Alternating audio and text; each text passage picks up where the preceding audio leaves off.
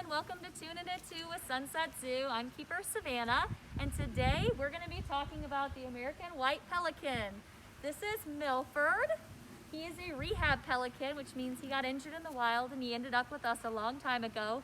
He actually just turned 35 years old. That is really old for a pelican, and he's pretty awesome. As you can tell, he's one of North America's largest waterfowl. They're a species that does migrate. During the winter months, they're usually down in the southern parts of the United States, lower parts of Texas and Florida, and then down into Mexico. I think you guys have probably seen them travel around these parts of Kansas when they're migrating from up north down south. They like to stop off at places like Tuttle Creek and Milford Lake. You'll see massive groups of them, flocks of them together.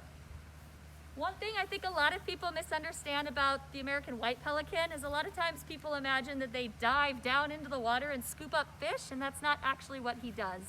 They don't dive down deep. They actually sit on the surface of the water, and he'll take his big old mouth and he'll dip down and he'll feel for fish and he'll scoop them up. We're gonna try real quick to see if I can get him to eat so you guys can see a little example of it. He's a bit picky, so it doesn't always work out. Go. You guys can kind of see when he opens his mouth, he's got that big lower beak. When he scoops up water, it can get about 3 times that size. There you go, bud. If you look at the top crest of Milford's beak, he's got that growth. That's actually a sign of a breeding pelican. Usually males get it, sometimes females get it. It's basically cuticle, kind of like nail bed. He'll slough it off every once in a while in the off seasons. Hey, good boy. You kind of saw him stretch his wings out. Being one of North America's biggest waterfowl, he can have up to a 9-foot wingspan. Milford is able to fly, but we do something where we trim his primary feathers at the very end of his wings so he doesn't get up and fly out of his habitat.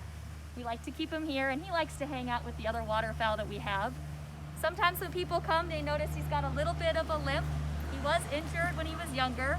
We take care of him and maintain that here. He actually takes a daily medication to help with the arthritis. We have Boeing in the background, sorry.